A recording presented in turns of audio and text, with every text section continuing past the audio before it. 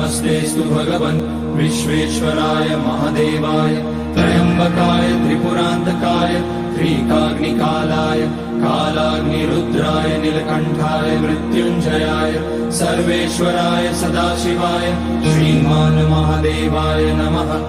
ॐ नमः शम्भवाय च मयोभवाय च नमः शङ्कराय च मयस्कराय च नमः शिवाय च शिवतराय च।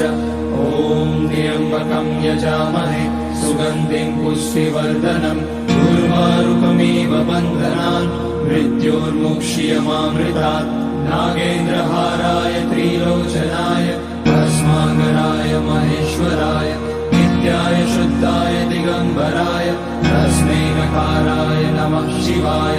मन्दाकिनी सलिलचन्दन चर्चिताय नन्दीश्वर प्रणतनाथ महेश्वराय